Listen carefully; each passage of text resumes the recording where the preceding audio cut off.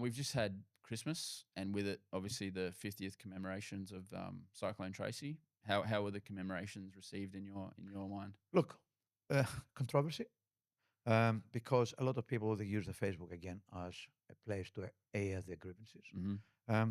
Let me give you a story. Because it was 50th anniversary, we decided council. It happened in Darwin. Council took the lead role. Sure. However, we had the Remembering Cyclone Tracy Incorporated body that came and saw us that they wanted to be part of it. Mm-hmm. We actually advertised late in 2023 for people, community members to express um, interest to be part of a committee for the 50-year commemorative Right. Cyclone Tracy.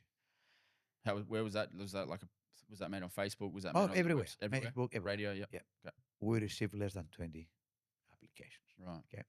From these 20 applications, we picked up a number of people to create a committee. The committee had Richard Creswick, who was the chair of the We had him on this podcast. Remembering Yep. Cyclone Tracy. We had the brigadier who's in charge of the Robertson Barracks because the Defence Forces played a significant role. We had the curator of the Museum of the Northern Territory because of the exhibition of Cyclone Tracy. Mm-hmm. We had a councillor, King Farrar. She was a Cyclone Tracy survivor. We had another member of the community that was personal survivor. We had a tourism team, and we had two council officers, a manager and CEO. And because I'm the Lord Mayor, I'm ex officio the president. In that meetings, we start working, and then we reach a stage where Richard Creswell says, "Look, Cyclone Tracy happened Christmas Eve. What we want to do, we want the Remembering Cyclone Tracy Incorporated to take control of these commemorations. Okay. Council can take control of anything else. So we reached an agreement that Council will do all the event until the 30th of November, and from there on, the Remembering Cyclone Tracy Incorporated Sure. will take care." Mm-hmm. And that was fair. Yep. So we started in August with the theatrical plays, exhibitions. I spoke to Bishop Charles to have a commemorative service for Cyclone Tracy, which he did, and also an ecumenical service as well, with all the churches participating, which he did too. We had the big event on the 30th of November at the yacht club, the ski club. Mm-hmm. 800 people took part. Unfortunately, I couldn't attend because I just had the operation for my knee. Mm-hmm. However, I attended the commemorative services. There was a bit of controversy about the kinetic sculpture. Yep. I know art is very controversial. Some people like it, some people don't like it. I still read the story about the Sydney Opera House that I was absolutely astounded that people will hate it with passion, Yep. and other people loved it with passion. And then everybody changed their mind, and I think it's the greatest thing happened in Australia. Right. However, So it's that selective memory you were kind of talking about before, was it? that's right. Yeah. And we decided kinetic sculpture. We actually went out to try to find out because the committee decision was they wanted a kinetic sculpture. Okay.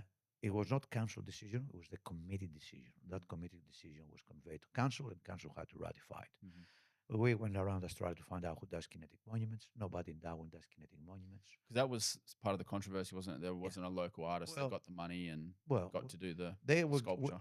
There was $600,000 that was split between Darwin City Council and the Remember Cyclone Tracy. Richard had his ideas to create the frangipani flowers, Right. which is a really great idea. It's a very good one. And that was done by a local artist because people here can do it. Mm-hmm. And we decided we were the kinetic sculpture. The cost came more than $300,000. The council paid from the arts budget that we've got, and we created the sculpture. The sculpture called Coriolis. Coriolis are the forces of wind that Earth has, and those forces create cyclones. Right. So there's a connection. It's the turning effect of the planet, isn't it? That's right. Yep. And the winds and everything else.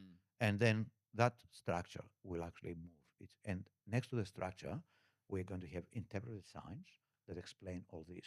And the reason we want to put in Bandila because then we can direct people from there to the museum. They can see Cyclone Tracy. Yep. And that will be areas for children to come and talk about it, learn about it, and then go to the museum. So this will be officially open or released to the public at the end of January. Okay. Yes, there was controversy. However, the Cyclone Tracy memorial, 800 people attended the council one, and about 300 people attended the memorial on Christmas Day, which I attended too. Yep. And the Governor General came, and thank very much for that, and the Prime Minister, which I think was an exceptional move, fantastic move, because I always say that that's not a regional or city event. That's actually an event that changed Australia. If it was not for Cyclone Tracy, our building code would be different. The way we're building in tropical Australia would be different, and the way we're dealing with disasters would be different. Yeah. We learned a lot from Cyclone Tracy, and those lessons now have been incorporated to building codes, the way we're dealing with people, and the way we're actually dealing with disasters.